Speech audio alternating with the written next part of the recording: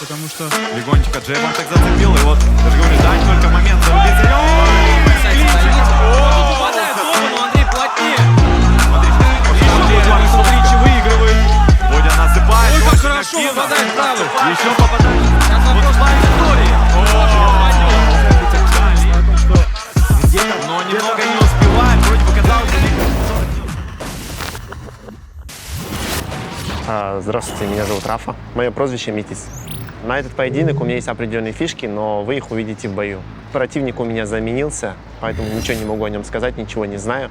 Но, думаю, будет интересный поединок. Перед боем я чувствую хладнокровие, спокойствие. К этому поединку меня подготовили мои друзья, это Спартак и Арман. В Махаче я планирую развиваться вместе с этой организацией. Ну, я думаю, большие возможности, большое будущее. Это мой первый поединок, но я планирую внести туда что-то новое, что-то необычное, чтобы удивить и зрителей, и своих оппонентов. Мой девиз, ну, как сказать, какая разница, кого ломать? Всем привет, меня зовут Обертій Сергій. Моє прозвище Роберт. Опыт Махача, у меня 3 боя, 2 победы. В последнем бою равный бой, отдали в ту сторону. Хоча суперник був тяжелее на 13 кг. Фішок ніяких до цього бою не готовий, так як взагалі не тренувався до бою. Знаю, що суперник з Казахстана, примерно таким як я ростом, вес такий самий. В бою все подивимося. Планую победить за счет техніки, скорості, виносливості. Ну, зроблю все, що від мене зависить. Мой девиз в спорті – дав-дав, ушов.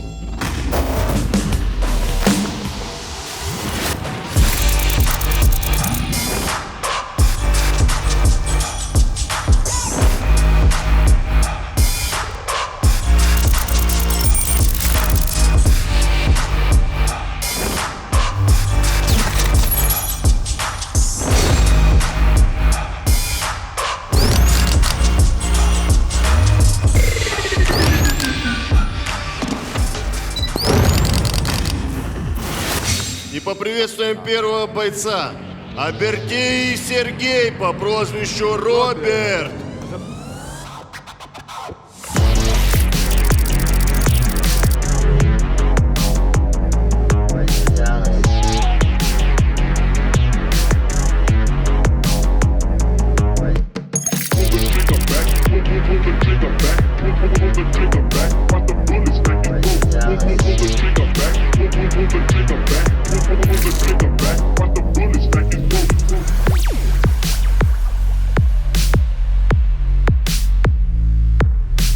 Серега согласился на этот поединок менее чем за 48 часов и выйдет сегодня на замену, в который раз доказав, что он полностью предан нашему промоушену.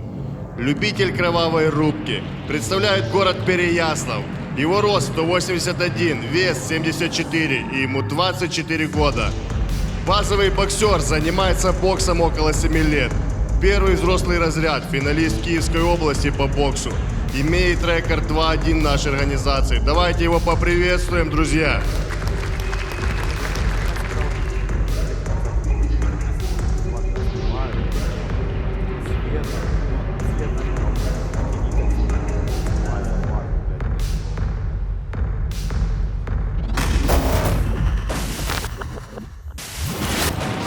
И встречаем его оппонента. Аббасов Рафаиль по прозвищу Метис.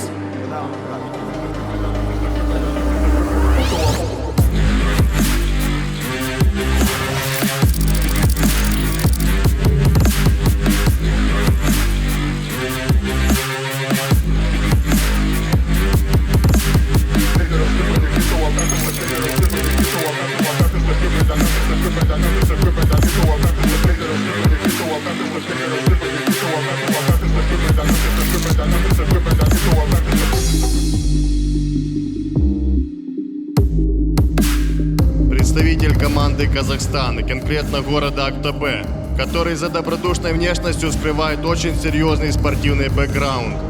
Мастер спорта по боксу, многократный призер чемпионатов Казахстана по ММА. Его рост 181, вес 75 и ему 31 год. Сегодня Рафаэль дебютирует в нашей организации, поэтому давайте его встретим и поддержим.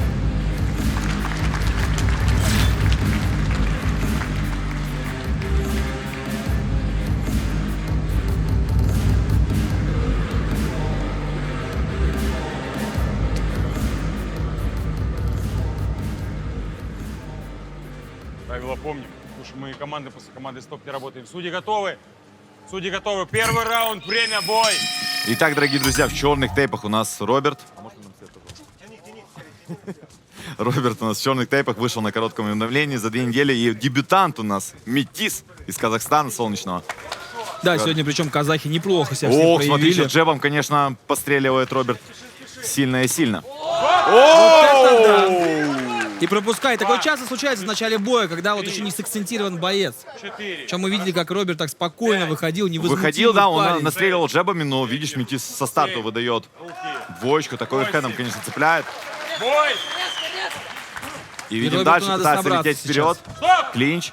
Все-таки мастер спорта Казахстана по боксу. Это очень большое У звание. Метиса, да, большой бэкграунд. О, отлично! Вроде бы, казалось бы, на секунду полетел вперед на него Роберт. Метис вроде бы апперкотом подцепил, но за счет того, что Роберт уже полетел на него вперед, он просто его сбил. И обменялись нокдаунами бойцы. Да, Хороший джеб от Роберта. Видно, провалился что очень, немного Метис. очень чувствительная передняя рука у Роберта. Бой. И опять же хорошая антропометрия. Но мы не забываем, что Метис — это мастер спорта по боксу. Да, но подобраться ему, конечно, будет задача не из легких. Вот сбежать сейчас Роберт. Стоят Ну и тут друг же друга сразу соперники. Да-да-да, сразу заклинчевались. Бой. Заклинчевал Метис. Сближается, так пытается поддавливать Метис, но натыкается на встречные джебы. О, сейчас прокинул свою неплохо. правую. И как по Я мне... думаю, что почувствовал Роберт. видно, Почувствовал, что почувствовал. подзажался он. Да-да-да-да. Он на секунду даже показалось, что он немного... Сейчас он бьет, но видно, что уже нет такого акцента в кулаках. О, сейчас Пропустил. видно, держит за корпус, держится за корпус сейчас Роберт. Да, пропустил. И Метис, боец из Казахстана, очень плотно вставляет по корпусу удары. Прочувствовал их Роберт.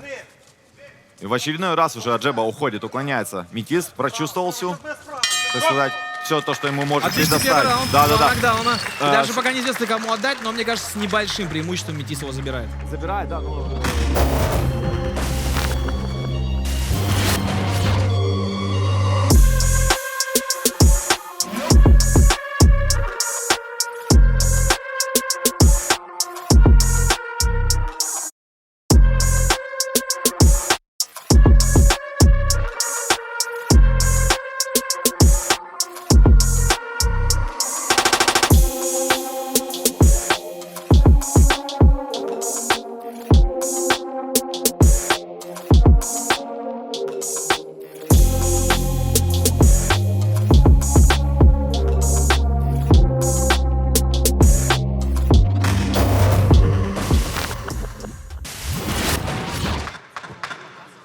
Бойцы, 5 секунд готовность. Не, ну понятное дело, что... Не хватает за ноги. Не сносит. Потому что там такое, да, реально... Судьи готовы? нокдаун. Судьи готовы? Второй раунд, время, бой! Итак, дорогие друзья, второй раунд у нас. Роберт черный тейп, Метис желтый. Видишь, уже видит джебы Метис. Видит переднюю руку и закидывает свою правую по корпусу. Отлично вот здесь добил, он он пытался. попадает. Да, Хорошо пытался. попадает. Пытался В неудобной уйти. для себя позиции оказался Метис. Немножко ногами сам себя обманул. Мне даже на секунду показалось, что он хотел уже развернуться, но догнал его Роберт. Это вот как раз повторные атаки. Но Вот сейчас джеба хорошо уклонился Роберт, но все равно наткнулся. Видит. Оу. И Ты как слышал я этот уже звук, как они отмечал, прям... бойцы здесь друг друга стоят. Да. Бой! И как для Хорошо дебютанта, подобрана пара. да, как для человека, который, да, уже провел 3 поединка в организации Махач, то дебютант хорошо себя показывает, Очень хорошо. проявляет. Стоп! Видно, что он приехал не отстаивать свой номер. Не оставить. И видно, как у Роберта опций стало меньше. Потому что, как мы знаем, Сближается мы и работаем клинч. так, как нам дает работать наш оппонент. Да. И в ближней дистанции не дает Метис работать. Вот видишь, только с дальней дистанции постреливать джебами. И тут же клинчеваться. Опять же, вот иногда смотришь, очень опасно, как будто Метис держит руки. Не всегда они у него у бороды, но при этом... успевает вылетела поднимать. Капа, пропускает И здесь 2 удара. он пропустил, и Роберт успел подставить руку. Подставил, но все равно Капа вылетел от удара. Так немного с открытым ртом находился. И Роберт. пока вот сейчас вот ее чистит, также протирает ему лицо, я думаю, что для Роберта это отличное время отдохнуть. Отдохнуть, видно, лед уже положили ему на Не отворачивайтесь. шею. Да, и Время. вот правильно Бой. сказал Александр, не разворачиваться, потому что в каком-то том моменте мне показалось, что реально уже разворачивался Роберт. И хорошо, да, сработал Метис. Ну, а Метис видел, что нет сигнала от рефери, он набросил туда 2 удара и все. Сделал все, в принципе, в рамках правил. Интересно стал раздергивать корпусом Метис, постоянно меняет направление. И тут надо подстраиваться Роберту. И видно, что Роберт Воу. путается в ногах периодически уже. Сложно ему, сложно видеть, что в таких моментах он налетает вперед, пытается за счет, Бой. Много возни. да, много возни, он пытается за счет инерции сломить. Или как-то Соперника, да, остановить но соперника. соперник, как мы уже говорили, стоящий и понимает то, что надо делать. Сейчас неплохо уклонился, но вновь заставится у Мешков. И Роберт Роберт. отработал уже вторым номером. Отработал вторым номером. Были удачные Второй- эпизоды, я думаю, что мы сейчас увидим часть из них. Смотрим повторы.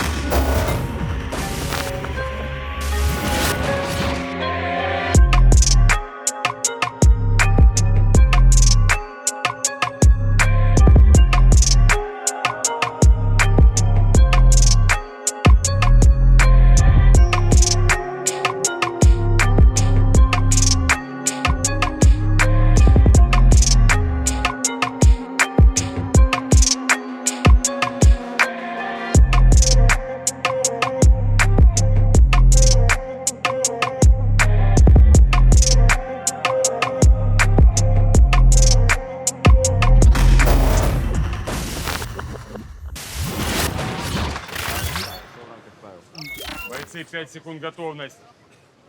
Судьи готовы? Судьи готовы. Заключительный третий раунд. Время, бой.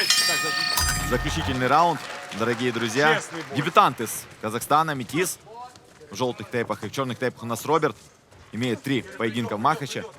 А вот, судя по тому, как проходит поединок, то дебютант хорошо себя показывает, Ну и все-таки проявляет. надо сказать, что Роберт принял бой на коротком очень Да, виде за 2 И, недели. возможно, он просто может быть морально не готов. Вот сейчас На самом деле, отлично большое переиграл, уважение, когда бойцы переиграл такие сейчас. бои принимают. Да, переиграл сейчас Роберт джебом Метиса.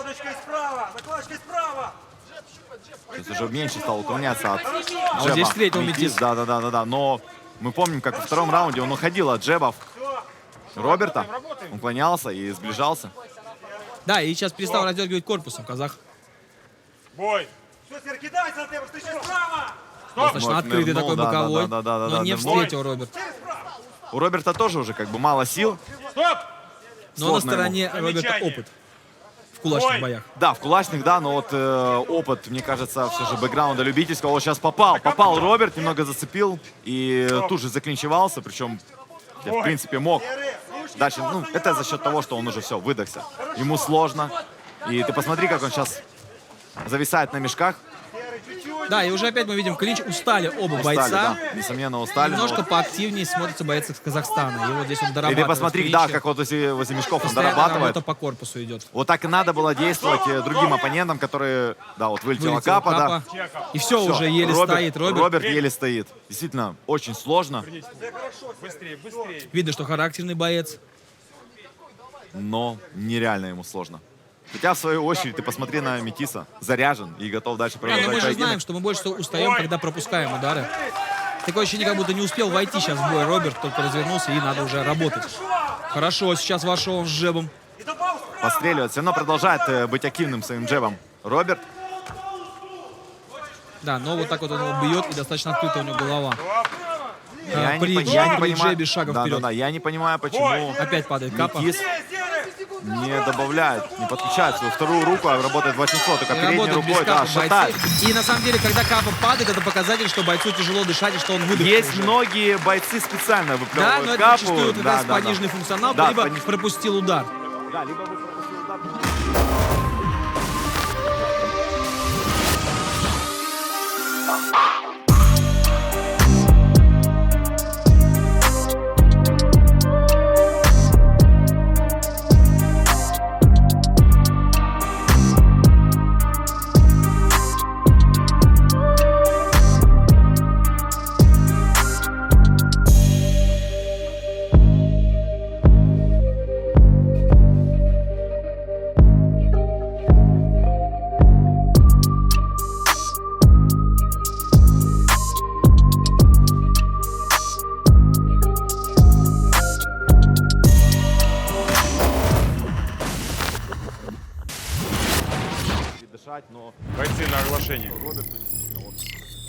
В данном поединке единогласным решением судей победу одержал Аббасов Рафаиль по прозвищу Метис. Да, здесь так и есть. Вообще, в принципе, для Метиса очень хороший дебют против опытного бойца Маха. Серега, кажется, функционала не хватило. А ты что скажешь?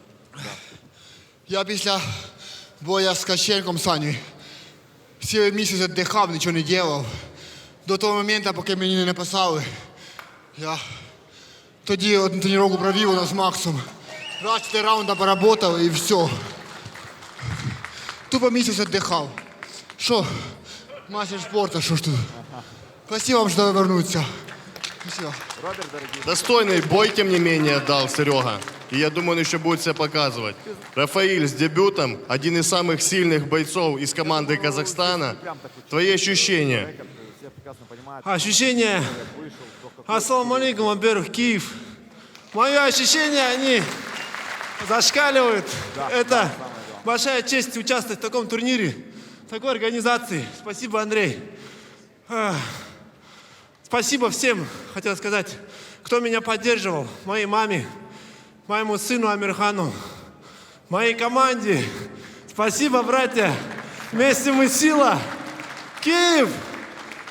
Вы просто прекрасны. Всем спасибо.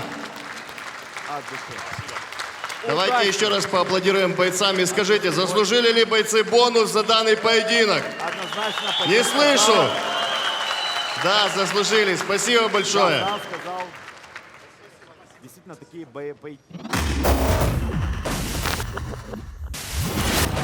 Йоу, Алексей Широков. Я снова в деле, продолжаю бить людей. Предыдущий бой был непрост, соперник был тяжелее, но главное – результат. Тренировочный процесс остается без изменений. В этом бою мой соперник – базовый боксер, так же, как и я. Поэтому вот и решим, кто из нас круче. Чего я жажду перед боем?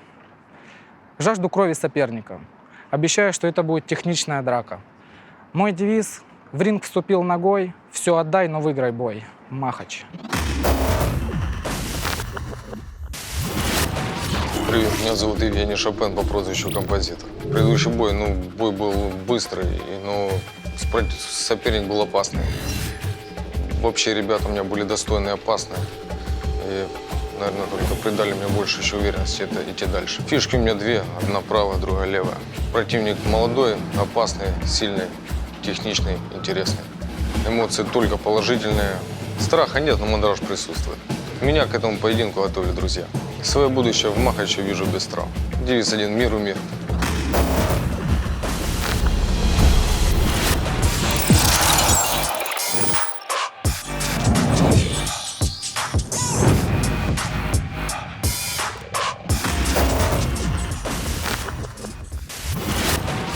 И встречаем первого бойца. Шопен Евгений по прозвищу Композитор.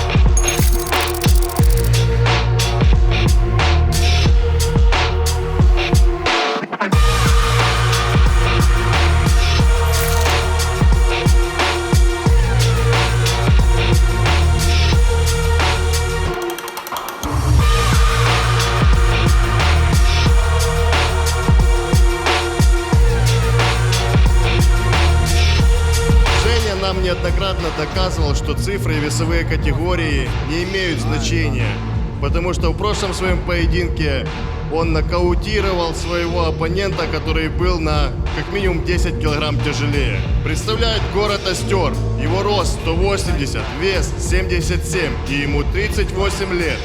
Базовый боксер, КМС по боксу, имеющий огромный опыт выступлений на международном уровне. Давайте еще раз поприветствуем Евгения, друзья.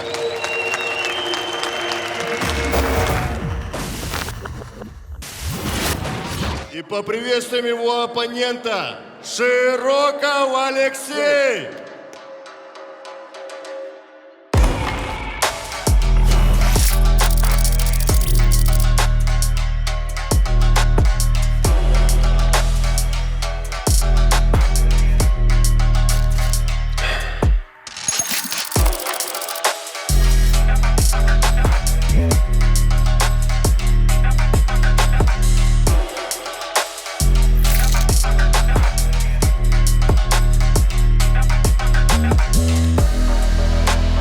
Леша настоящий профессионал своего дела, который показывает, что от поединка к поединку можно феноменально прибавлять в технике и скорости. Имеет за своими плечами 3 боя, 3 победы. Базовый боксер КМС по боксу, победитель чемпионата Луганской области, победитель международного турнира по боксу. Представляет город Ирпень. Его рост 178, вес 79 килограмм и ему 24 года. Давайте поприветствуем Алексея и поддержим его, друзья. Да, очень интересно.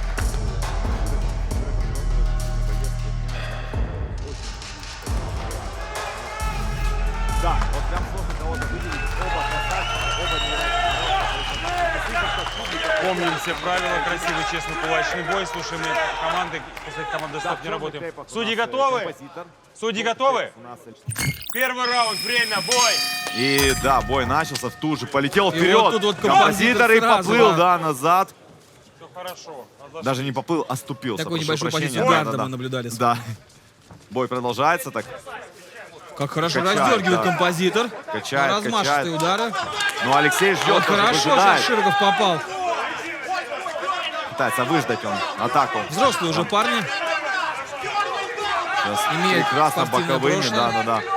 Так и по корпусу попадал Алексей сейчас. Видно, что очень физически крепкий боец-композитор.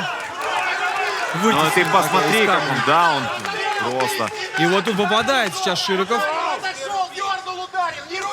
Идет такая постоянная борьба, и на самом Клинч, деле да, вот. длинный клинч, который не рефери разнял, они сами. На самом деле тоже показывает профессионализм. Хорошо, О, что сейчас по корпусу боковым. ушел, но попал. Да, Очень конечно, низко опускался. композитор сейчас хорош в атаке.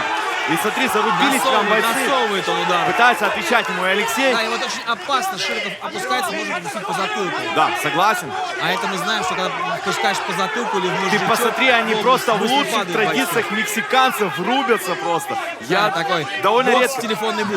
Да. И такое редко встретишь в Махаче, потому что многие клинчуются сразу же. Или Но работают, здесь- наоборот, на дистанции. Да. Тут Но вот здесь ближняя бойцы дистанция. обрабатывают хорошо корпус, попадают При по этом рукам. не цепляясь. Да, согласен. Видно, что уже наухватывался композитор. Да, хотя визуально кажется, что попал он больше. Да. Нож по корпусу, Опять нож по сейчас голове, да, выпускает композитор. ведет немного И композитора. заливается у него уже правый глаз. Есть рассечение, да, у Шопена. Алексей. Фехтует сейчас на руках Шопен. О! Удары чистых. И не видно, что он не Чистый. чувствует уже дистанцию. Так, Просто пропустил, Композитор. никак не среагировал Шопен.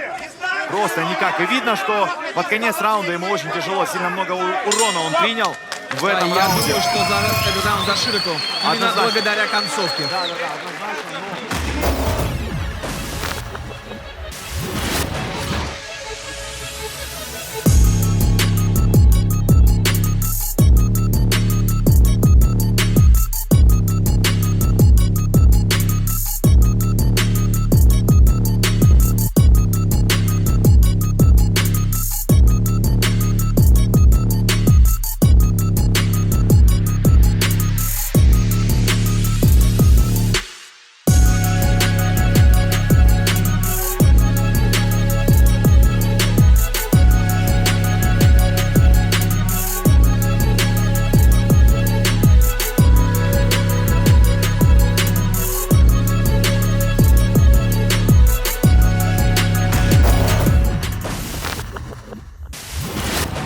Да, потому что прилетело, реально прилетело. Там еще третий удар был, но он не прям акцентированный был. 5 секунд готовность. Судьи готовы? Второй раунд, время, бой! Итак, друзья, второй раунд. Продолжаем противостояние композитора против Алексея Широкова. Ну и отметим очень необычное имя. Шопен.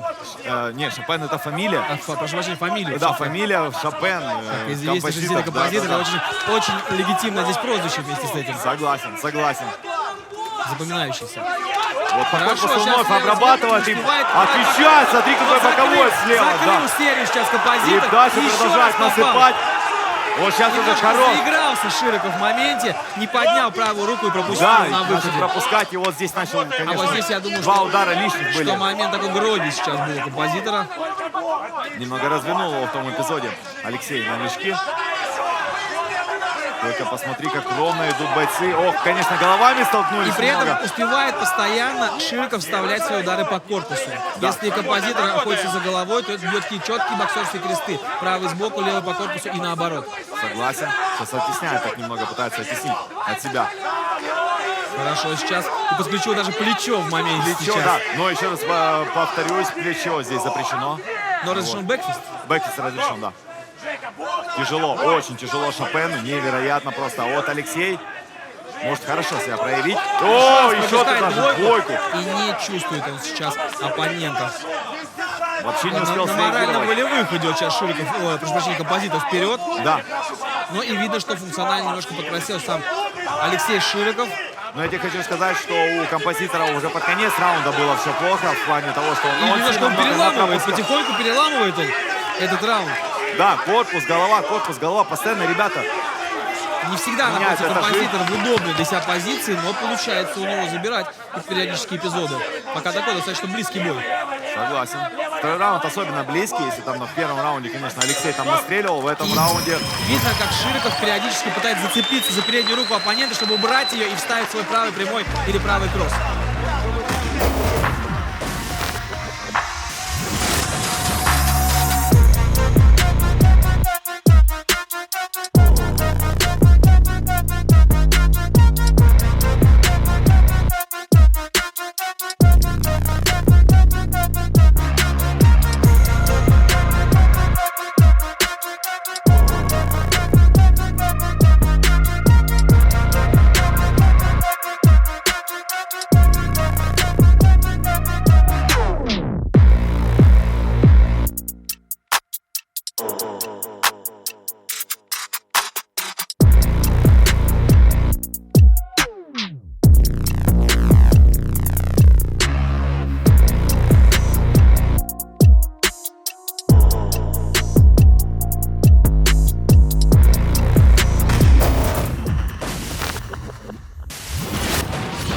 Бойцы, довольно сложно. 5 секунд готовность. Бой нокаута, бой вечера, это будет...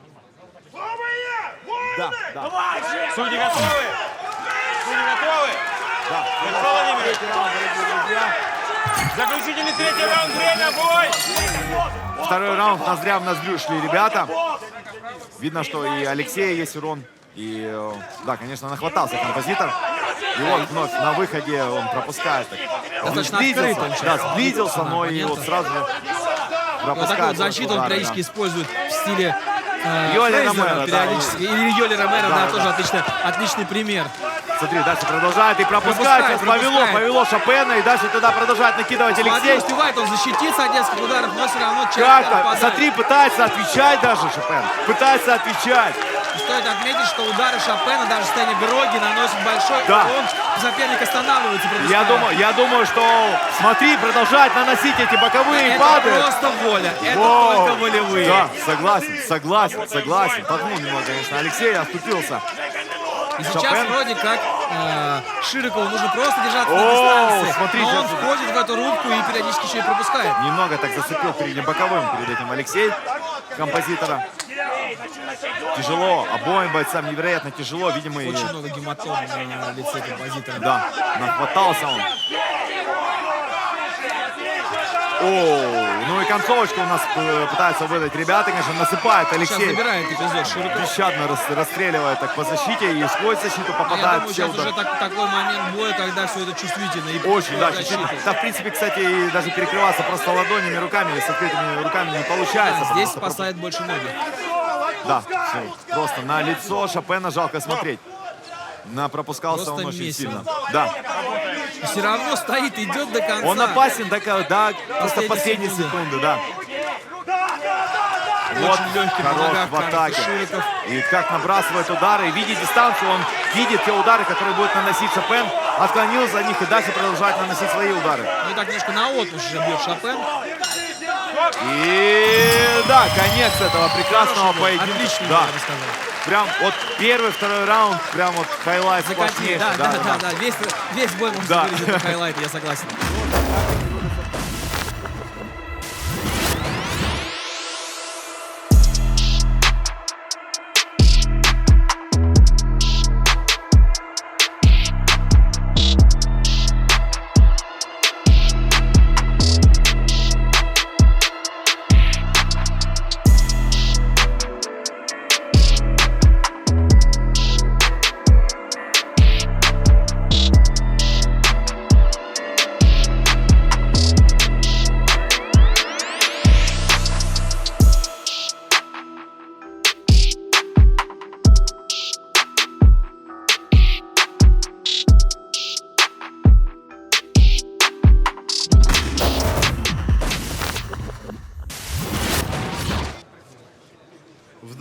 поединке единогласным решением судей победу одержал Широков Алексей! Правильно сказать, не Широков, а Широков, да. А я постоянно, Женя, на самом деле очень яркий бой. Я думаю, это самый яркий, самый зрелищный поединок этого вечера на данный момент. Я думаю, ребята заслужили хороший бонус. Но если вы будете молчать, не заслужили. Заслужили или нет? Однозначно. Женя, показываешь невероятную стойкость, технику. Скажи, пожалуйста, чем вот Леша сильнее был в данном поединке? Знаете, поменял тактику. Решил не боксировать. Была тренировка с мыслью: попал, убил, промазал, покалечил. Всё. Переиграл, молодец, плюс. Согласен.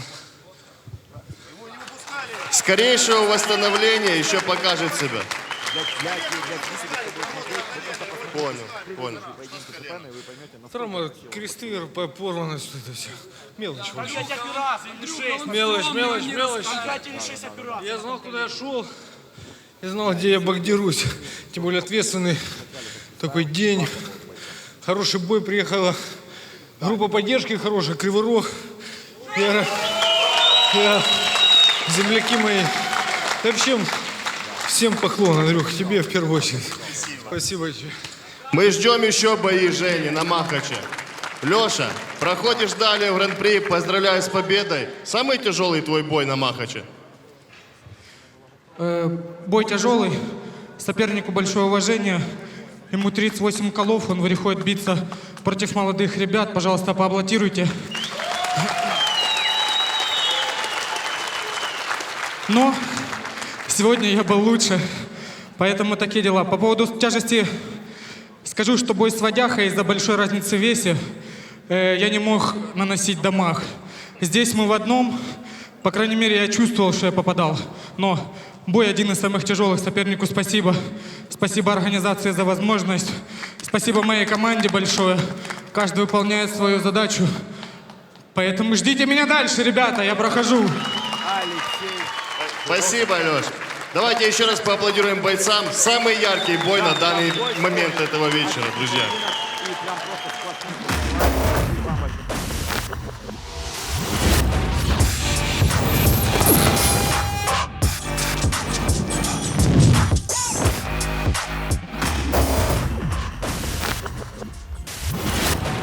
Всім привіт! Мене звати Назар, мені 21 рік, я приїхав з міста Переяслава-Хмельницького. Я провів вже 2 поєдинки на Махачі, 2 впевнені перемоги. Не збираюсь на цьому зупинятись, йдемо далі. Підготовка ніяк не змінилася, я бігав та робив школу бокса. Я думаю, цього буде достатньо, тому що круті вуса, я думаю, затащить все. Завтра підкрашу, буде прям ідеально. Мене підтримує все місто Переяслав, мене підтримують мої друзі. З інших міст почали мені писати, кажуть, що всі вірять, приїдуть подивитись бій, і я надіюсь, вас не підведу.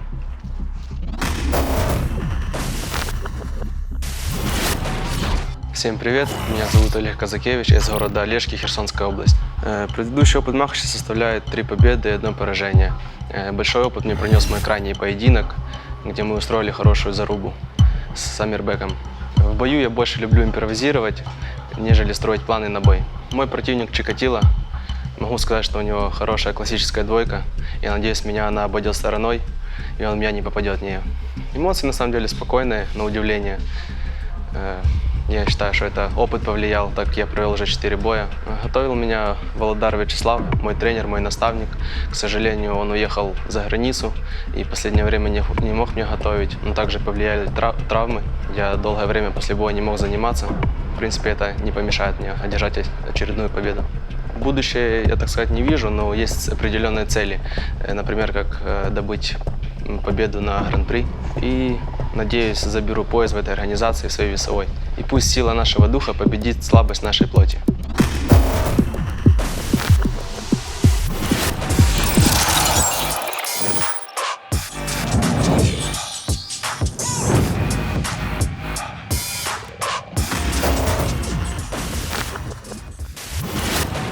И поприветствуем первого бойца. Встречаем Казакевич Олег.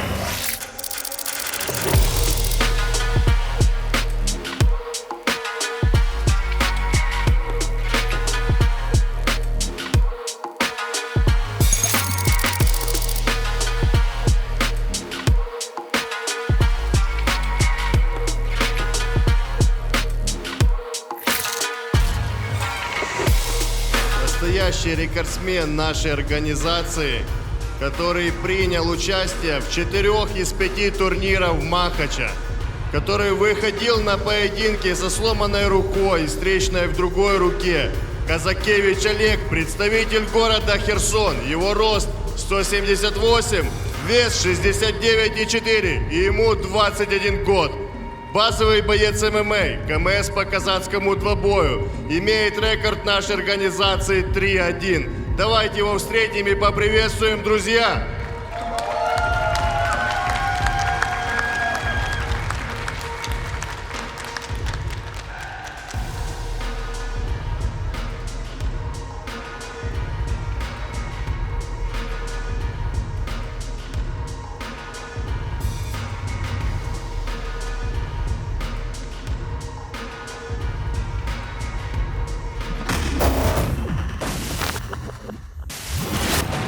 И встречаем его оппонента, Олейник Назар.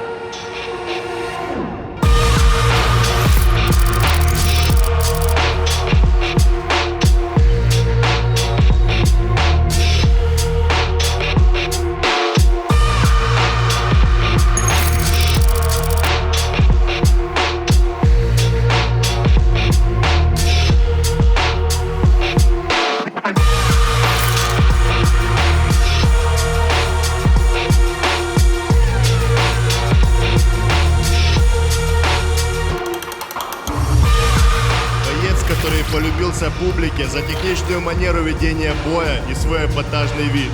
Его тело – это настоящая художественная галерея, а руки – острые и быстрые, как кинжалы. Боец, не представляющий свою жизнь без двух вещей – бокс и качественный кофе. Представляет город Переяслав. Его рост – 182, вес – 69,9 и ему 20 лет. Базовый боксер, КМС по боксу, 3-кратный чемпион области по боксу. Давайте еще раз встретим Олейника Назара, друзья!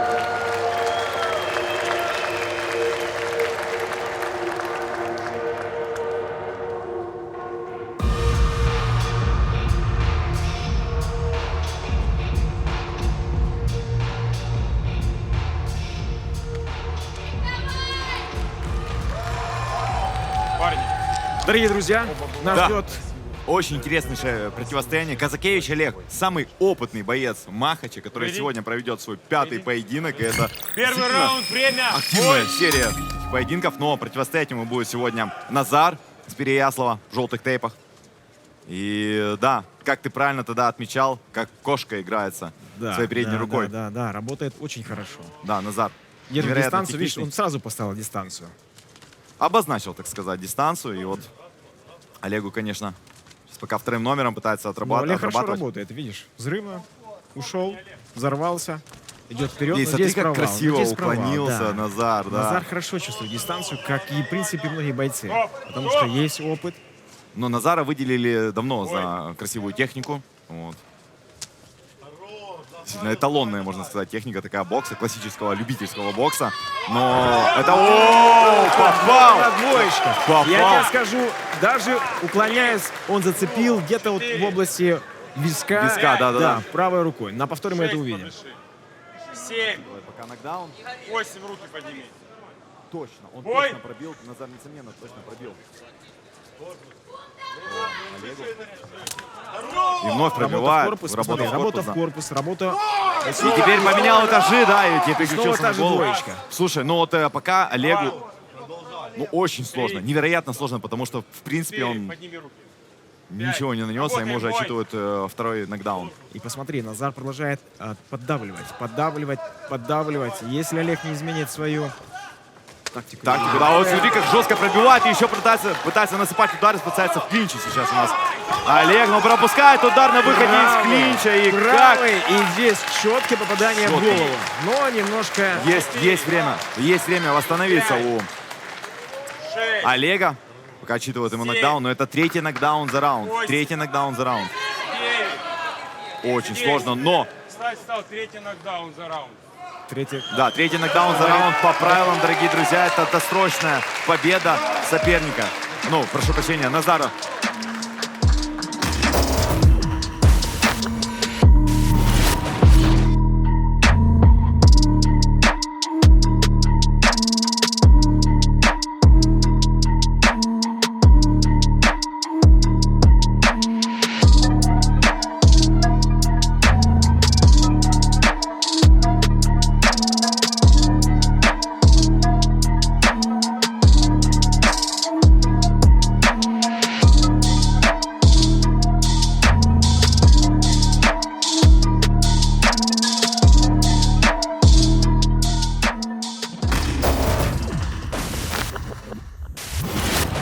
Здоровье бойца превыше всего.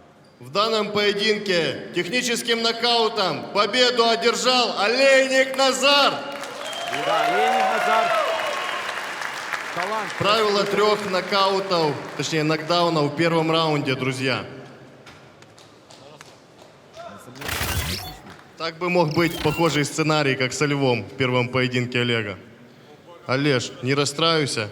Сильный оппонент у тебя. Скажи несколько слов, пожалуйста.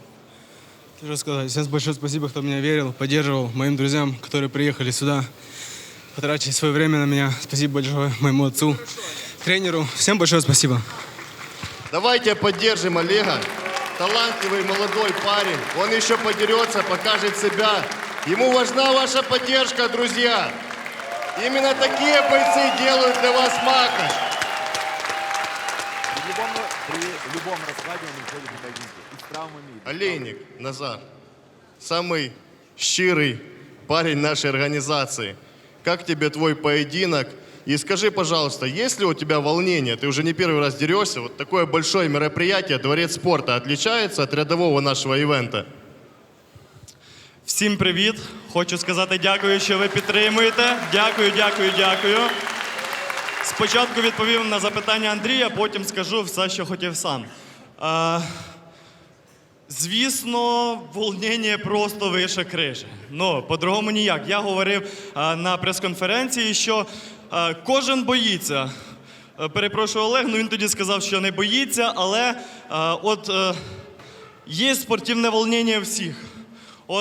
Якщо ти справився з ним, ти виходиш і робиш свою роботу. Другий закривається в собі і не зможе показати все, що він вміє. Я знаю, що Олег може більше, я знаю, що він красавчик, він тренується, йому велика повага. Поаплодуємо йому.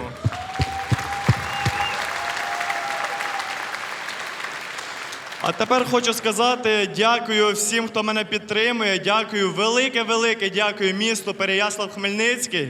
Це просто моє улюблене місто, в якому я виріс, в якому хочу подякувати своєму тренеру. Перший тренер, мій дядя, він замінив мого покойного батька. Він виростив мене настоящим також мужиком, дав цю школу боксу, з якої я боксую. Дякую йому. Дякую команді. Тут десь знаходиться мій начальник, який взяв мене на роботу. Дякую йому, що він не дає мені, так сказати, пропасти з голоду. Я, чесно кажучи, без грошей сидів би, я б не зміг би тут виступати. Мені треба ця підтримка.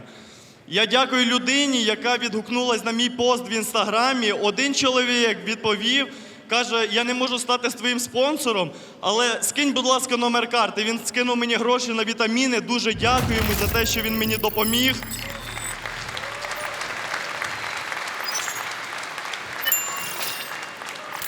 І залишилось дві людини. Це мама любима, яка сидить в Переяславі, яка хвилюється.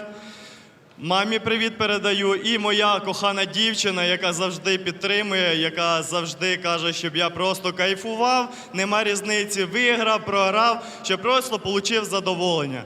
Дякую вам всім. Давайте еще раз поаплодируем бойцам. Спасибо вам большое.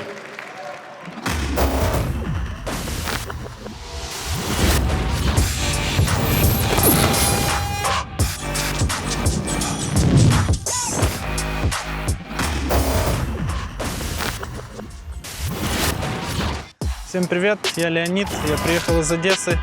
Чувствую себя прекрасно. Мой предыдущий бой был с Дмитрием Булгаковым. Это один из самых топовых бойцов Махача. К следующему бою после него я готовился еще сильнее, чем предыдущему, так как противник у меня будет не менее сладкий, точнее сильный. Это красавчик. Он хорош, но я думаю, что я его сделаю. Желаю ему удачи. Все со мной, вся Одесса со мной и, в принципе, вообще все со мной.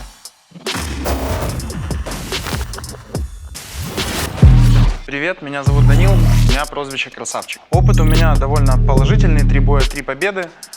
Последние 2 произошли досрочно в первом раунде. В подготовке изменилось только то, что я ездил на неделю в Днепр и там проводил сборы со своим тренером Евгением Тарановым. Особо фишки я не нарабатывал, я всегда работаю над базой, и мне кажется, это может принести свои плоды. О своем противнике знаю то, что он сломал скулу и орбитальную кость Булгакову. В принципе, это все, что я о нем знаю. Я довольно комфортно чувствую себя, проходя дальше в Гран-при вне очереди и проводя этот поединок рейтинговый. Я не люблю девизы, они ограничивают, я за свободу. Итак, друзья, наш следующий рейтинговый поединок в рамках весовой категории 80-85. И давайте поприветствуем первого бойца. Гребенюк Данил по прозвищу Красавчик.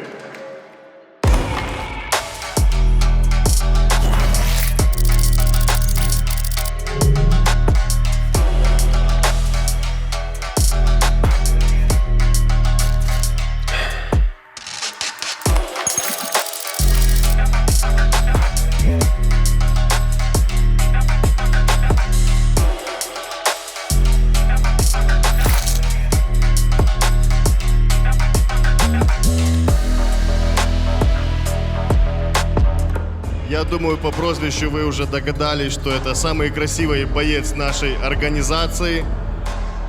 Также он является непобежденным бойцом Махача с рекордом 3-0. Представляет город Днепр. Его рост 180, вес 84,8 и ему 25 лет. Базовый кикбоксер, чемпион Украины по кикбоксингу, многократный участник национальных соревнований по боксу. Также официально является одним из немногих бойцов, у которых контракт с Лигой Махач. Давайте еще раз поприветствуем Даника и пожелаем ему удачи.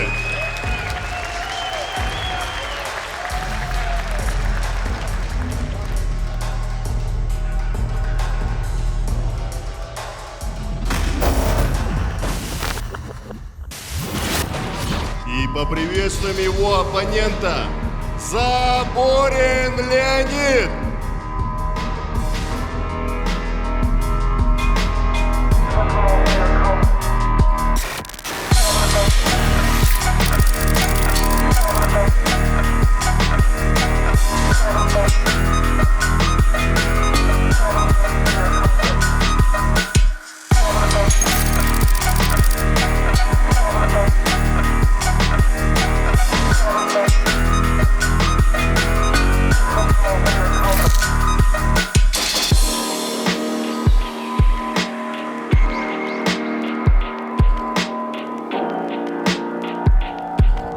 В своем прошлом поединке Леонид дебютировал против самого титулованного и самого сильного бойца Махача средней весовой категории Дмитрия Булгакова. К сожалению, он потерпел поражение, но оказал достойное сопротивление Диме и сломал ему лицевую кость. Представляет город Южный, его рост 178, вес 81,4 и ему 27 лет. Базовый кикбоксер, КМС по кикбоксингу, чемпион Украины по кикбоксингу, призер Кубка мира по кикбоксингу, серебряный призер чемпионата Украины по ММА. Давайте поприветствуем Леонида в нашем мешкогоне, друзья!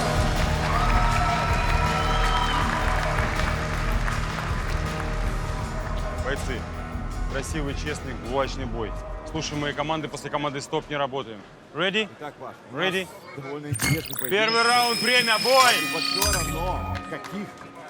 Напоминаю, что в черных тейпах у нас Красавчик, в желтых тейпах у нас Леонид. Заборин Леонид. Итак, Красавчик прям... пошел вперед, включилась борьба. Борьба, Здесь клинч, но боремся. ты смотри, Леонид очень хорошо себя в клинче показал в этом эпизоде. Бой! И ты посмотри, как с опущенными прям взглядом они смотрят друг на друга. напряженная. Очень ситуация. напряженная обстановка. Но, в принципе, Ты для смотри. красавчика это его родная стойка, можно так сказать, стиль. Данил грузится на заднюю ногу, видишь? Пошел вперед с провалом. Да. Леонид хорошо контрит. Но чувствует видно, дистанцию. Леонид вот готов встречать. Смотри, как зажал руки. Тратит энергию. Зажал Я тебе руки, скажу, да. тратит энергию. Но лучше так связать, чем пропустить удар. 100%. О, как, конечно, боковыми Ну, там колотухи, заряжается. Ты же понимаешь, Да. Данила, посмотри, там каждая колотуха весит тонну. Согласен. Ты посмотри, как он держит ручки. Посмотри, передняя ручка в стиле Майвезера. Да, плечом закрывается. Перекрывается отлично плечом. И, в принципе, антропометрия его рук позволяет так работать. Вот Леониду сейчас Леонид уходит вниз. вниз, и Здесь ты нужно- смотри, как пробивает по корпусу. Да. Набивает. Мы помним бой против Димы Булгакова, как Он часто- хорошо да. в клинче отрабатывал каждый эпизод Леонид, и каких неудобств он доставил Булгакову Диме. Ну а красавчик, дорогие друзья, просто привыкайте. Это красавчик, и он сильно показывает крутые бои. Летит. Здесь, конечно, он спешит. Как мое мнение, он спешит. Здесь нужно... Смотри, уже пытается выцеливать. Да. Заигрывать. И вот сейчас пошла правой двоечка, попадает. троечка. А вот с апперкотами, конечно, Ну, хорошо ты работает ты из клинча. заметил? Мне показалось, Леонид Поддержите прихватил, бойцов, друзья! Леонид Прихватил за шею, все правильно. Леонид прихватил за шею, такой И себе затянул к себе, хоккейный да. клинч, затянул, начал набрасывать апперкоты. Сейчас у нас войдет возня в клинче. Так возле они мешков. чуть-чуть...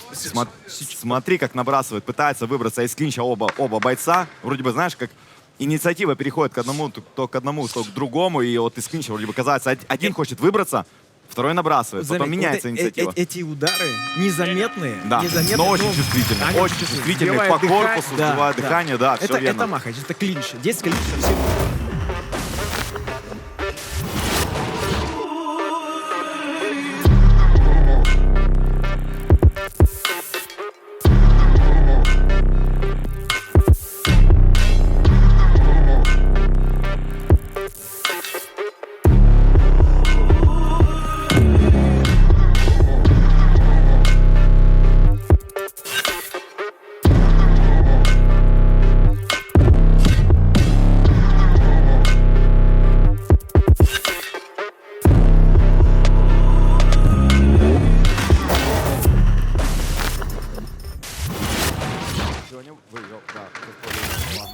Бойцы, 5 секунд готовность. Но тем не менее, Коваленко Виталий, да, тоже Лёнь, боец Махача. красивый, честный, кулачный Прошел бой. дальше Разошлись. Гран-при. И Ready? вот сегодня Ready. Второй раунд, время, бой!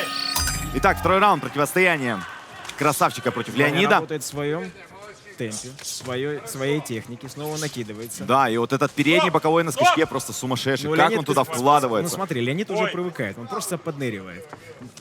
А вот апперкот подключает, да, и, конечно, пропускает удар. О, да, это было неожиданно для всех и для самого. Открыто. Чуть Да, открыто, да, открыто. И для Ну, красавчика Даня уже тоже. не первый раз падает. Ты знаешь, он восстанавливается очень быстро. Как Росомаха. 6. Ты посмотри на его телосложение. Горилла, просто горилла. Бой! Ну, ты знаешь, мышцы, Полетел вперед сейчас. Мышцы здесь не решают. Полетел вперед, прям откровенно Завелся, хочет завелся. зарубиться. Прям Да, зарубиться завелся. хочет красавчик. И смотри, как удерживает. Пытается его Леонид просто в клинче как-то усмирить. Бой! Вмешивается рефери. Даня идет, продолжает идти вперед, работает в клинче, хочет зажать. И мне кажется, он бы съел бы. О, как попадает, пропускает сам, натыкается на удар, немного оступился, но красавчик заходит, сближается вообще без ударов практически. Вот посмотри, Сразу с одним ударом, да, и рубка. Пытается нокаутировать, хочет отомстить. У него нужно отомстить. здесь холодный ум. Леонид ныряет уже под все удары. И бэкфист, смотри, какой от Леонида. А Данил среагировал. Среагировал, Понимаешь, успел красавчик. выбросить, но смотри, как красавчик сейчас набрасывал удары возле мешков. И что сейчас с Леонидом? Поворачиваемся, работаем, бой! Не, удара в затылок не было, бой продолжается. И вот, я думаю, перекрывается сейчас в глухой защите. Смотри, красавчик перекрывается, но потом резко выстреливает своими Взрывается. ударами, да. Но Леонид успевает среагировать, он уходит вниз. Видишь, нырочки работают. Видно, Дане нужно подключить- Леонид подустал, видно, Леонид. Вот, и видно, Даня как включает апперкот. О чем я говорил. какие Хотел по сказать, Дане корпусу. нужно включать апперкоты, но не стоять на месте. Устает и тоже устал. Ты видишь, Да, тоже устал. согласен. Леонид очень устал, и ты видишь, как ему сейчас тяжело. Хотя красавчик, в свою очередь, как по мне, в функционалке обыгрывает и переигрывает. Просто посмотри, как проваливается уже бэкфистом и делает Запущенными ненужные удары. руками. Леонид. Немного борьбы под конец второго раунда. Но Третий раунд. решающий, да, решающий. Судя по тому, как провел второй раунд, Леонид, видно, у него проблема уже с выносливостью.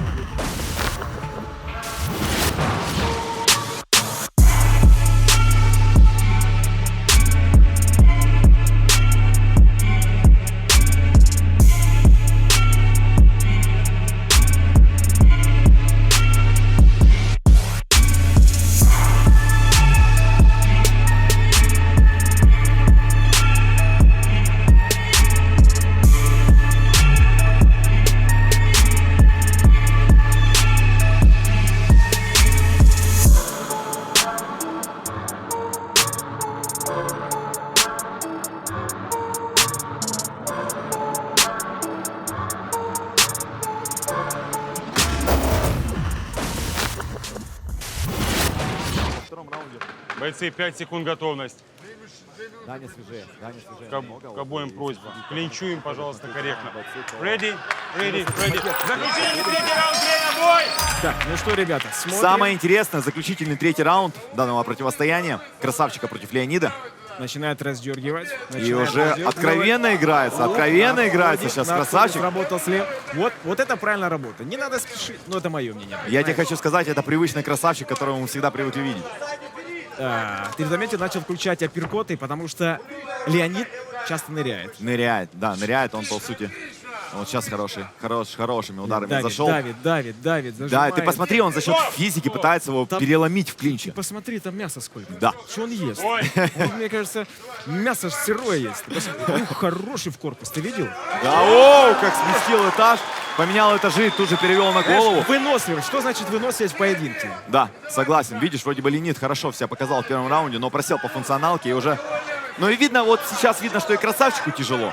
Тяжело, но при этом чувство дистанции и залетает снова вперед. И снова залетает по вперед. корпусу пробивает, да, есть у нас вновь клинч. Но вот здесь оттянуться красавчику и продолжать наносить серию ударов было бы Леонид его трудно. придерживает, понимаешь? Леонид тоже опытный боец и прекрасно понимает, что Ну ты понимаешь, еще третий раунд, бойцы спотели, и намного проще выдернуть руки. Ну, я согласен. Точнее, не просто удержать, проще Да. вырваться. Проще вырваться, и вот красавчику нужно пользоваться этими моментами. И как он Вот средней пошли рукой. апперкотики. Подключает уже свою правую руку. Я думаю, третий раунд задания 100%. Однозначно задание. Вот и второй, третий раунд, я думаю, Но полностью под копилку. Второй все-таки он сел на попу, ты помнишь? Ну, я думаю, там, как говорили сегодня судьи, один нокдаун ничего. Ну нельзя забегать вперед. Ты же Да. понимаешь, сейчас один щелчок и кто-то... Непредсказуемые эти кулачные бои. 10 секунд, друзья. Опять бэкфистом пытался Ну, Даня пробил в на корпус, опережение, ушел. сработать.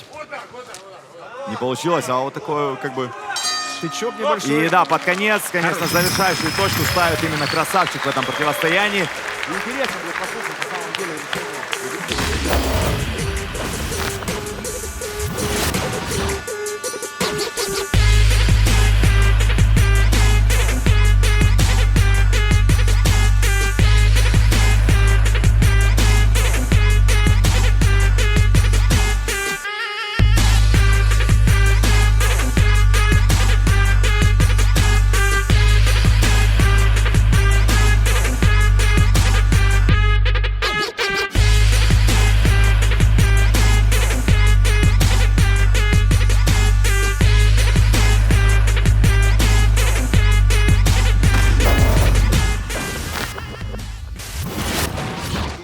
Решением, как сказала Алина Шатерникова, большинства судей в данном поединке объявляется ничья. Ого. Нокдаун, да. Вот Леня, начнем с тебя. Второй твой бой и такой тяжелый оппонент. С кем было тяжелее, с Димой или с Данилом? Одни разные очень. С каждым было по-своему тяжело. Чуть-чуть устал. Переезд, наверное. Ну, надеюсь, дальше будет лучше. Он хорош. Спасибо. Даня, второй раз ты побывал в нокдауне. Твои ощущения? Привычные. Ну, надо отдать должное моему оппоненту, который полегче. И, тем не менее, прекрасно ударил. И, собственно, благодаря этому удару и произошла ничья. Совершенно объективно. Мне, конечно, хочется более убедительных боев. И, тем не менее, не могу не добавить того, что я очень рад видеть огромное количество моей поддерживающей команды с Днепра, дамы. Я вам всем очень признателен, что вы пришли. И тем, кто смотрит по телеку сейчас, это тоже касается. Спасибо вам. Ну что, по исходу боя селяви. Бонус? Не слышу. Если будет громче, будет бонус.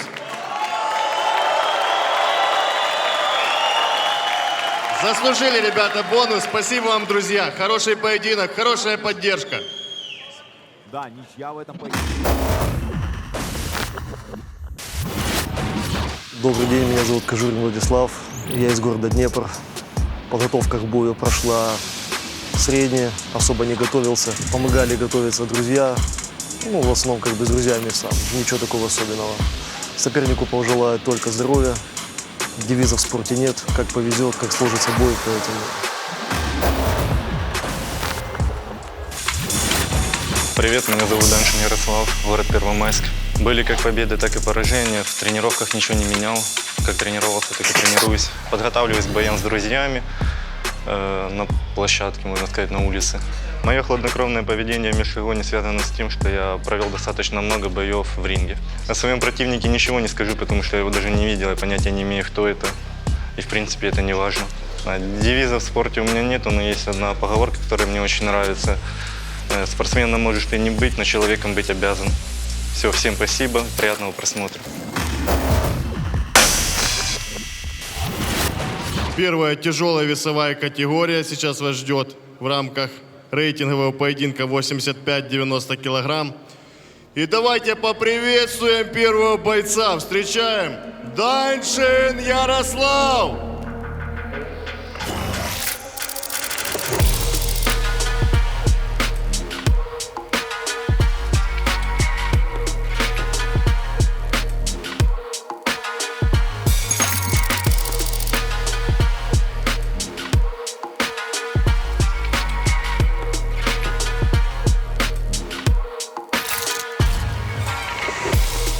Ярослав должен был драться сегодня в рамках гран-при среднего веса, но, к сожалению, его оппонент Ярый Шрауман травмировал руку, поэтому для него сегодня это рейтинговый поединок.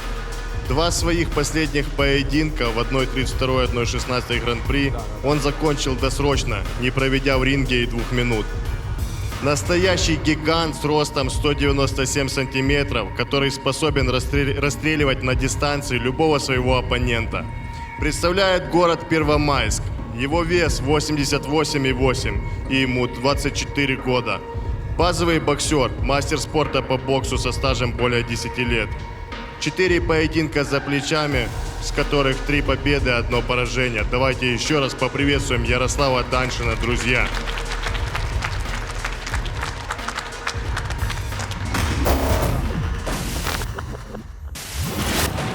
И поприветствуем его оппонента.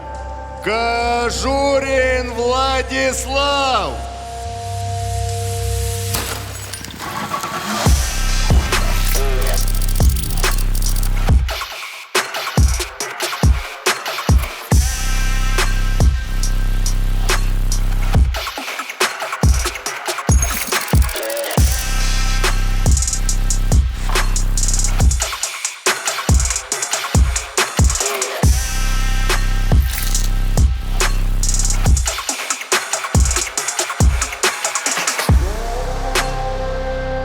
Владислав один из бойцов, который вышел на коротком уведомлении, узнал о поединке за 3 дня.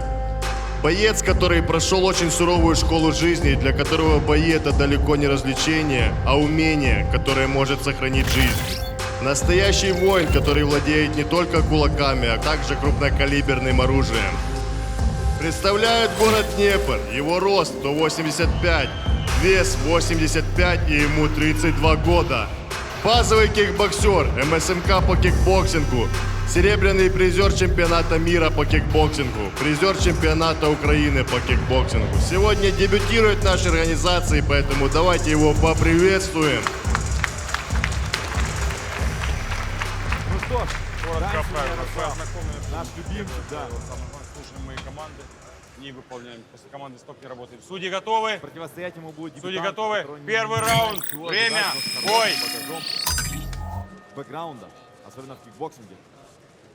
Мастер спорта международного класса Идет по вперед, кикбоксингу смотри-ка. у нас Владислав. В желтых тейпах он как раз таки Начинает работать под рукой, но заваливается. Я Но- думаю, здесь... изи работа. О! Только хотел сказать, что изи работа для Ярослава, но его отправляют. Через ручку. Через ручку. И видим, как Через тяжело встать жестко сейчас. через ручку. Смотри, он подходит к своим мешкам, его шатает до сих пор. Он, наверное, не понимает, что произошло. 7. Какой тяжелый удар. 8. Просто сложил Ярика. Подними руку. 9. Сколько пальцев? Нет. Бой. Я думаю, Пошел еще не бой. успел восстановиться Ярослав. И сейчас полетел вперед добивать его Владислав. Он пытается сейчас за счет физики спастись, но не восстановился. Реально не восстановился Ярослав. Ты видишь, пока еще какие движения. Полетел вперед сейчас. Ох, какие апперкоты пошли, какие отличия. Пытается перекрываться, и да, все. Раз. Нокдаун, отчитывает нокдаун, но рефери пытается вмешаться. Да, отчитывает нокдаун. Дает шанс. 4. Но я тебе хочу сказать честно, откровенно, 5. Ярик после первого нокдауна не восстановился. Серьезно. 6. 7. Печка на лице уже, да, есть так. О, по-моему, не надо. 8. В себя сейчас Ярослав, но Владислав 9. уже там на низком старте. Посмотри. Бой! И тут же полетел какой тяжеленный удар! Руку. Какой тяжелый удар пропускает и прям через руку так пробивает, я думаю. На этом должно... Все, правильное решение. Ярик не восстановился.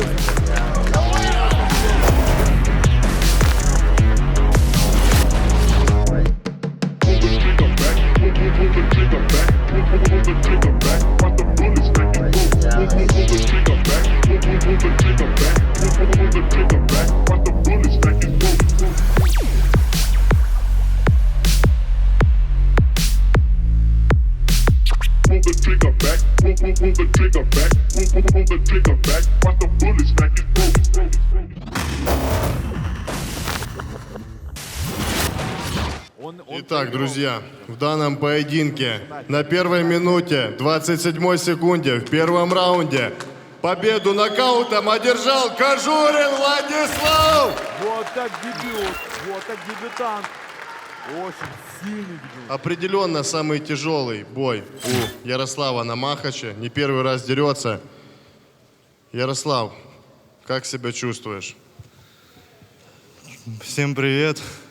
Чувствую себя нормально. Единственное, что подварился, наверное, за целый день тут. Потому что бой у меня должен был быть там в часов 5-6, наверное, да. А я сейчас со дня нахожусь, поэтому... в общем, чувствовал себя не очень. Какой-то был потерянный. Ну, не знаю. Думаю, реванш возьму когда-нибудь, по-любому. Если получится, да? Договоримся. Будет такое, да? Будет. И еще хочу передать привет Ткаченко Александру. Я так понимаю, у меня следующий бой с ним будет, да? Посмотрим по таблице, может быть. Ну вот я смотрел. Ты вот это вот, типа, пускай тебя не вводит в заблуждение, это вообще случайность, можно сказать. Ну, я не знаю, просто, ну, не мой день, короче, не был я готов, вот реально, ну, вообще, типа. На таких, да, на таких завтыках вообще вышел. Ну, ладно, в общем, всем спасибо. Спасибо, Ярик. Да, судя по всему, с Ткаченко Александром в рамках Гран-при Ярослав сойдется. Это уже будет осенью этой. Давайте еще раз поаплодируем, поддержим.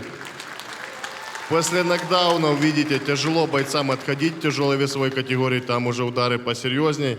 Владислав, с дебютом тебя. Ты долго рвался в Махач. К сожалению, там на прошлые турниры не получалось выступить. Как тебе дебют твой? Честно, неожиданно. Я как-то, я не настраивался как бы на такой бой. Как бы, не был готов вообще к нему. И как бы я где-то раз 20 уже перегорел на самом деле. Потому что соперник серьезный. Но на самом деле, как бы так объяснить. Сам этот момент, когда ты выходишь на поле боя, как бы ты переживаешь, ты волнуешься. Но если ты показываешь хороший бой, ты как бы чувствуешь это восхищение окружающих. То есть вот этот момент, он, наверное, стоит как бы многого. Поэтому как бы, это надо любить просто. Все, спасибо. Вот так дебют. Поэтому надо не расходиться, смотреть за такими яркими боями и поддерживать бойцов, которые дерутся для вас. Спасибо, друзья. Поаплодируйте бойцам еще раз, пожалуйста.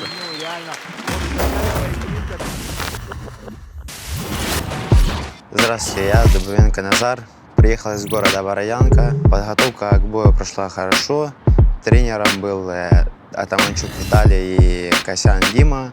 Подготовили меня отлично. Скажу о противнике. Очень хороший противник, техничный. Подготавливался к нему технично тоже. Буду боксировать с ним на технику, как он техничный. Настрой перед боем отличный. Готов на все 1000000%. Буду выходить и рубать, заряженный на 2 раунда. И ну там уже как получится, как пройдет бой. Всех приветствую, с вами снова Симба, и я вернулся за третьей победой и напомню всем, чей это прайд. Я из города Кировограда, как говорят у нас в городе, бойся ада и пацанов с Кировограда. В Махаче я провел уже 2 поединка, в которых одержал победу.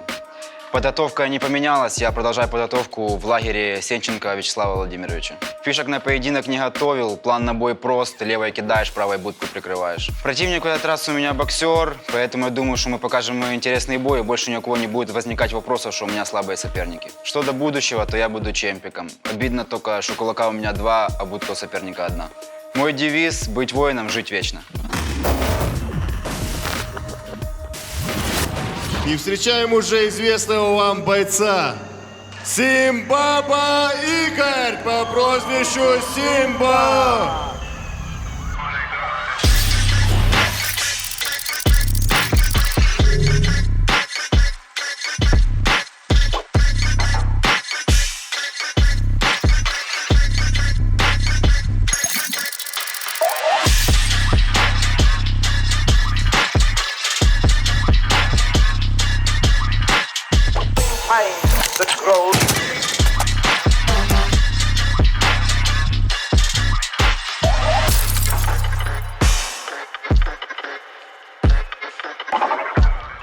Сегодня Игорь должен был драться в рамках Гран-при легкого веса против Сечки Валентина. Но, к сожалению, из-за травмы Валика Игорь проводит сегодня рейтинговый поединок.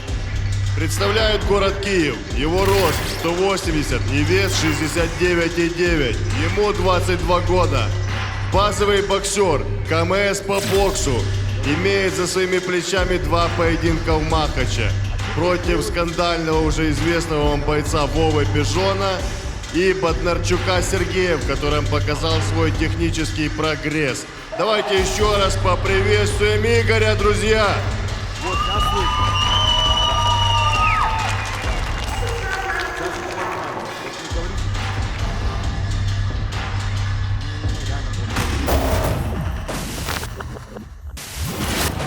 И поприветствуем его оппонента. Встречаем Дубовенко Назар по прозвищу Бойко.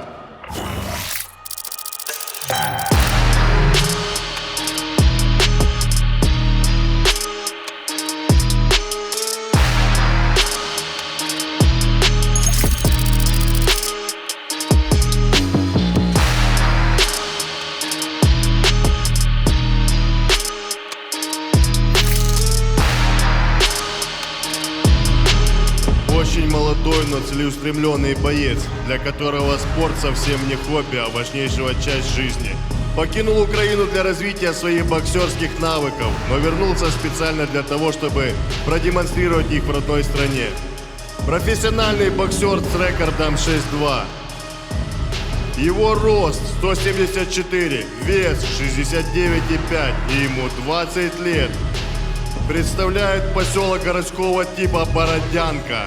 Является базовым боксером, КМС по боксу, чемпион Украины по боксу. Сегодня дебютирует в нашей организации, поэтому давайте его поприветствуем и поддержим.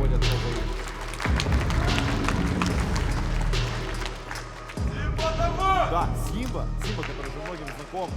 Махаче будет сегодня... Бойцы, вкратце о правилах. Знакомы, слушаем мои команды. После команды «Стоп» не работаем. Красивый, честный, корректный, кулачный бой. Судьи готовы?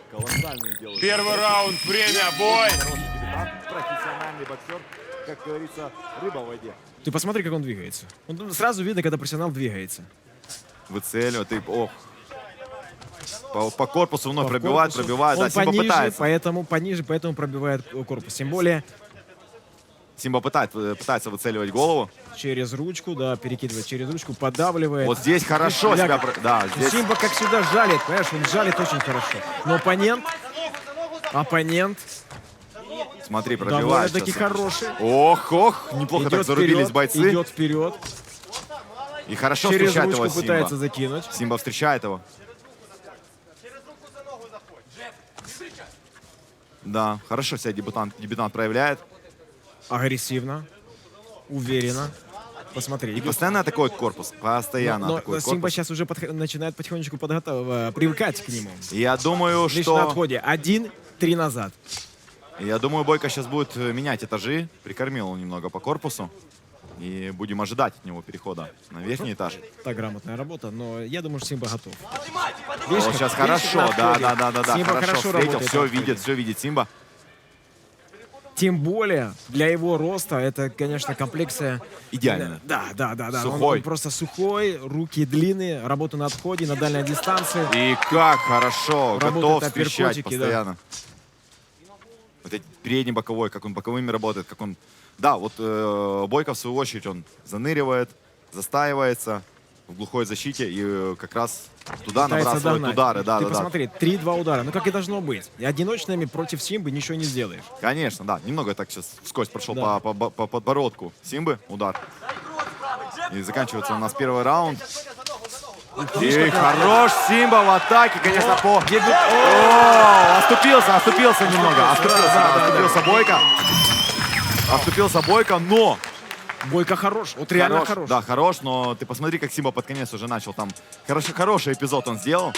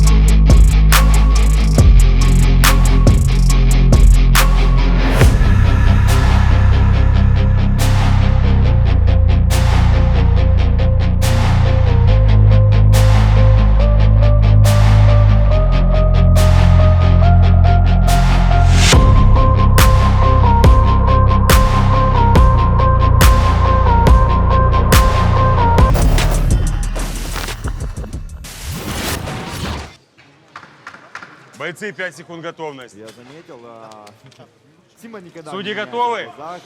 Судьи готовы? Не меняется по мимике. Второй раунд, премия, бой. Второй раунд, дорогие друзья, противостояние Симбы против Бойко. Бойко дебютант в желтых тейпах, в черных тейпах у нас Симба. Выцеливает. И вновь, да, с корпуса Бойко левой. снова работает в корпус. Начинает с левой. Но это Бойко. правильно, потому что... Но по левш- корпусу, много Да, по да. корпусу бьет. И видишь, как зашагивает, уходит с линии атаки Симба. И зашагивает за переднюю ногу Бойко. Вот как раз-таки сейчас, конечно, как для левши, зашагивает, наоборот, на сильнейшую руку Бойко. Зашагивал. Зашагивал. Да. Сейчас сместился, да. Симба начал сам работать в корпус. Уверенно, конечно, смотри, в центре стоит Симба. Вот прям вообще вот. Но он поддавливает, понимаешь? Его задача не кидаться на него, а так потихонечку подпусывать, понимаешь? Да, он да, он да, хорошо да. работает на отходе. Ты посмотри, как хорошо работает на отходе. Все видит, все видит. Потому что, понимаешь, Бойке нужно, чтобы достать Симбы, нужно идти вперед. А что делает Симба? Работает на Ждет отходе. этого. Да, ждет этого, видишь? И снова работает на отходе. Ждет. Чуть покусывает. Жалит Да, своими ударами. жалит. И на отходе. Вот сложно как раз-таки Бойко реально подобраться. И красиво. Вот как только начинает свою атаку Бойко работает прямолинейно, но Симба, хоп, сместился, зашагнул за ногу ему. И ушел с линии атаки. Видел Видишь, эти боковые, да. Хорошо уходит с линии атаки. Очень хорошо уходит с линии атаки. И проваливает он Бойко. Хотя оба спортсмена, посмотри на широкие стойки их. Пытаются уверенно стоять. И Значит, есть вот это, видишь, противостояние передних ног. Кто увереннее займет позицию. Заходит, пытаются зайти друг за друга. Сейчас Хороший пытался апперкотом, апперкот, да, подловить Потому Симба. что часто Бойко уходит вниз, и Симба пытается его словить, естественно, на апперкоте. Ох, сейчас немного, конечно, вскользь и по Симбе там залетело. Вот сейчас, да, так в клинч пытается угомонить Бойко его. характерный парень. О, невероятно Хороший, характерный, да. Он не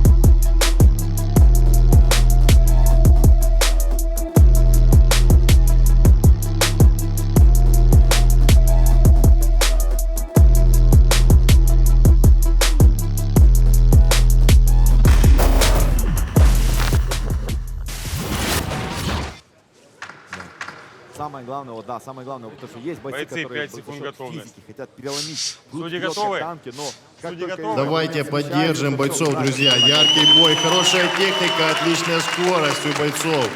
Заключительный третий раунд. Хороший, реально Время, хороший бой. бой, хороший бой. И для Симбы это хорошее испытание против про-боксера. Но нельзя списывать со счетов так рано дебютанта, потому что мы Видно, парень заряженный. неоднократно Хорошие, видели... хорошие жесткие удары. Да, Посмотри, он продолжает двигаться в третьем раунде так же быстро, молниеносно. И он также продолжает Смотри, быть как хорошо опасным. работает корпусом сейчас Бойко. Но Симба вообще не преклонен, он на все эти атаки, знаешь, как просто выжидает своего момента. То, как качает корпусом Бойко, Симба, в свою очередь, все равно выжидает момента для контратаки. Да, И как проваливает. Уже откровенно выцеливает корпус Бойко, но проваливается, не достает, видит все это Симба. И уже с опущенными руками. Вот, еще раз, что с левой пытался, да, вновь пробить по корпусу Бойко, но... Не достает. Не достает. Уже предсказуемо для Симбы это.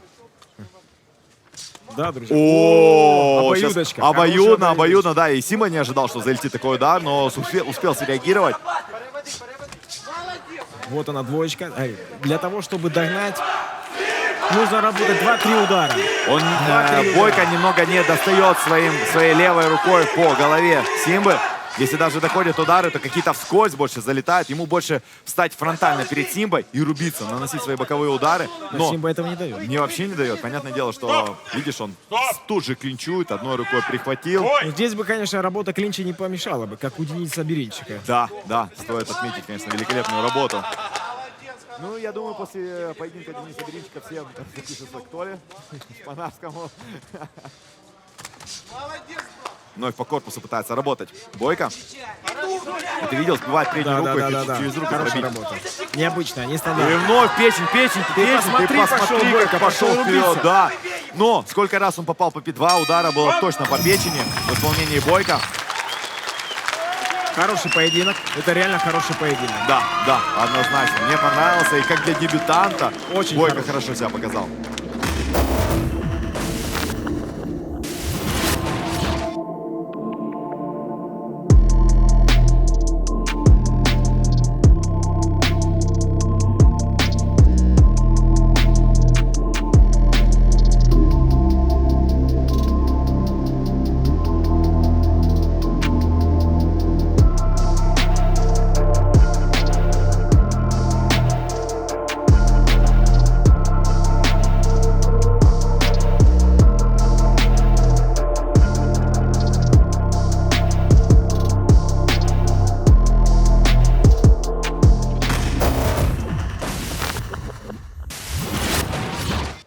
Дебютант меня удивил.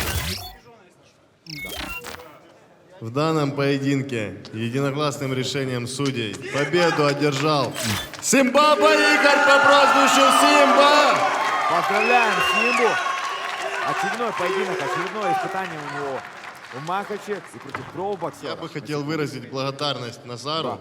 Очень приятно, когда такие бойцы дебютируют в Махаче. Виден уровень.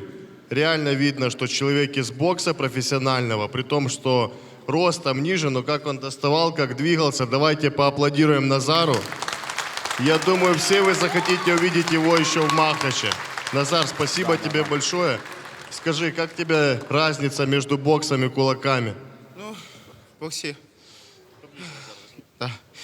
Разница очень большая. 2 разных вида спорта. Тут нужно больше так работать. Не знаю, как правильно сказать. Ну, тут нужно больше работать. И нужно очень смотреть за кулаками, потому что голые кулаки без перчаток совсем не те удары вообще. Вообще 2 разных вида спорта. Ну, очень был хороший бой. Симба, спасибо. Хорошо. И всем спасибо, кто смотрел. Третий бой, 3-я победа. Поздравляю тебя, Игорек. Я думаю, это был самый тяжелый, да, на данный момент?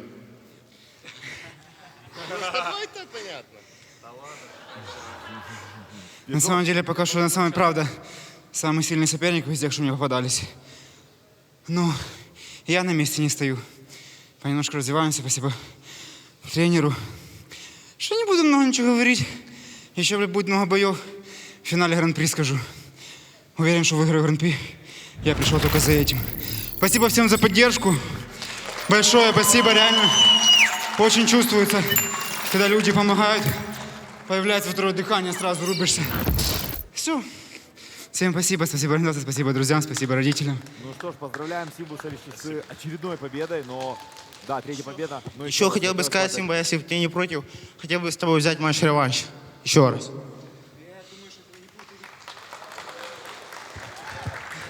Не по той причине, что там боюсь или не хочу дать тебе шанс. У меня в планах Гран-при. После Гран-при у меня другие планы. Я, скорее всего, не буду драться уже после Гран-при. Ну, посмотрим, не будем загадывать наперед, возможно, что-то поменяется. Но пока что вот так. Поживем, увидим. Я думаю, за такой поединок оба бойца заслужили бонус. Спасибо, друзья, за вашу поддержку и бойцам за зрелищный поединок. Всем привет, я Андрей Оголь. Все знают меня под прозвищем Черный. Сам я из города Кировоград. Так же само готовился очень усердно, так как мой тренер Валерий Выганский. И уверен, что бой будет очень крутой. Противник довольно хороший и уверен, что бой состоится очень крутой. Легко не будет, поэтому готовился очень усердно. Я свое будущее матче вижу, конечно, если предоставят мне это организаторы. И очень хочу выступать дальше. Привет, меня зовут Макс Шляков, по прозвищу Зуб, я из города Киева, с лесного массива точнее. Отличный опыт, хорошая заруба, хочется повторить, хочется получить по новой тот же адреналин, в тренировках ничего не поменялось, они стали только усерднее. Фишки будут видны в бою. Черный, здорово, Макс. Малой красава, там зарубимся, будет иначе. Я сугубо хочу порубиться, это основа, вот то, зачем я сюда пришел. Я не знаю, я хочу вот пережить следующий бой, посмотрим, как дальше будет получаться. Терпение, труд, все перетрут. И поприветствуем первого бойца. Шейко Максим по прозвищу Зуб.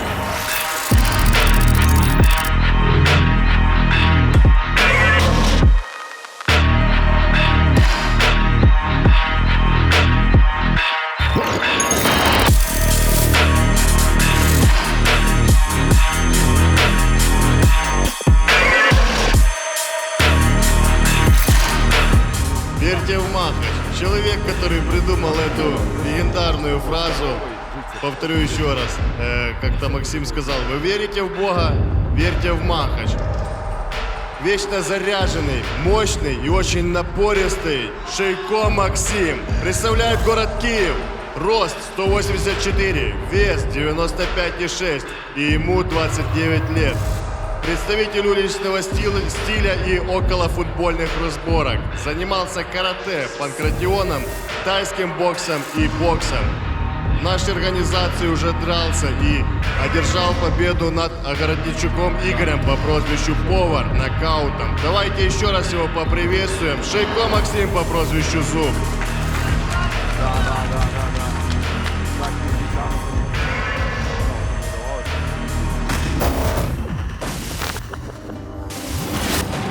И поприветствуем его оппонента. Оголь Андрей по прозвищу Блэк.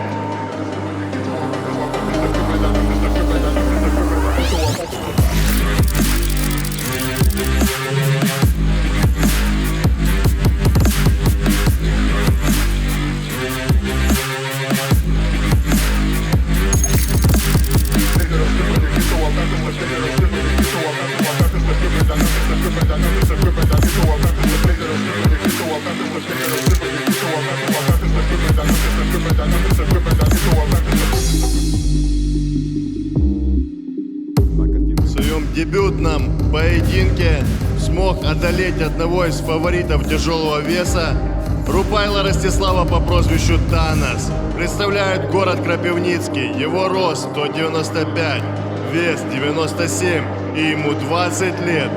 Базовый боец ММА, КМС по хортингу, чемпион Украины по хортингу, серебряный призер чемпионата мира по хортингу.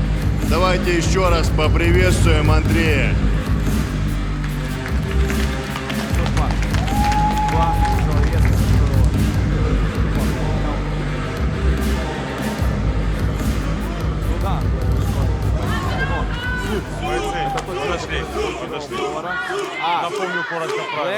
Слышно заточка, красивый, честный кулачный бой. В клинче не фалим, никакой борцовской Танос это техники. просто Танос. После Видите, команды Танос стоп не машина, работали. но Внимательно слушаем, Блэк команды это разошлись. наносит. Судьи готовы? Невероятно. Судьи готовы. Первый раунд. Время, бой! Какой был сложный поединок для Блэка. Ох, зарубили. Ой, сейчас пропускает. Какой, смотри. Слушай, обоих ведет, обоих, конечно, повело, но пробивает. Это все. В нокдауне сейчас оказался Блэк. Но повар заряжен. Я прошу прощения, не повар, зуб, да. заряжен. Зуб заряжен. 2. Подыши. 3. Посмотри, что 4. зубом творится. 5. Это не то, что только это. Бой! Это просто нереально. Ты посмотри на его заряд. Как он летит, рубится. И пропускает сам. Перестал работать. Вообще перестал работать. Он, мне кажется, не успевает за скоростью зуба. Он перестал работать. Он вообще не бьет. Просто решил обниматься. Здесь ему нужно включиться. Слушай, ну, конечно, тот удар, который так потряс его. Сейчас будет продолжение. Вновь Зуб в атаке, но еще не собрался. Блэк, видно, его еще так шатает. Да, так хороший первый раунд у нас. Из апперкота сейчас Блэк насыпает. Зуб опускает голову и начинает просто рубить. Да. Нужно здесь сейчас быть внимательным, всего лишь навсего. Блэк вроде как собирается. Потихоньку восстанавливается, но видим, что что-то случилось. Что-то у Зуба случилось. Я так понимаю, либо в глаз попало, сейчас отсчитывает нокдаун рефери. Мне кажется, он не видит ничего. Мне кажется, не видит ничего. Зуб сигнализирует, что он ничего не видит. 9. 10. И бой, да, все, бой остановлен. Я так понимаю, какие-то проблемы Врач, с глазом у Зуба. Как говорится, он сигнализирует.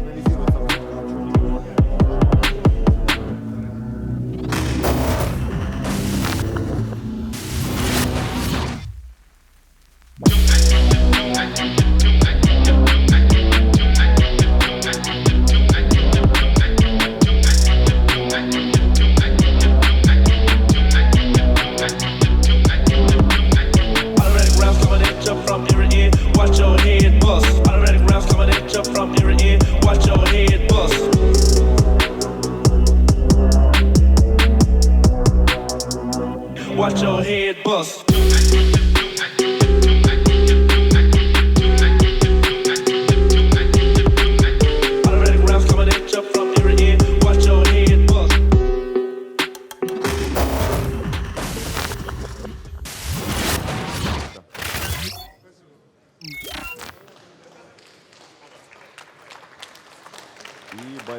Итак, друзья, в данном поединке в первом раунде техническим нокаутом на первой минуте 32 секунде победу одержал Оголь Андрей по прозвищу Блэк. Слушай, я тебе хочу сказать, хоть это был и короткий поединок, но и Блэку тоже было невесело.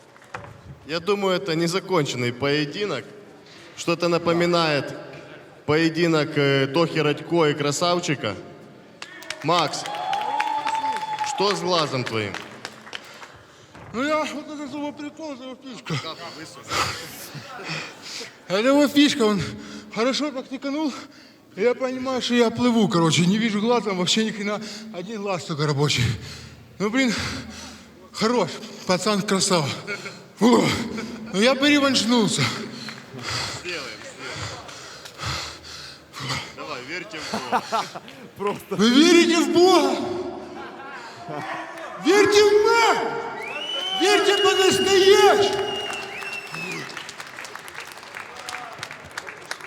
Спасибо, Макс. Самый, не знаю даже, как сказать, придумайте сами в комментарии, какой боец нашей организации. Спасибо еще раз Максиму. Андрюха, второй бой, вторая победа. Как тебе, Максим?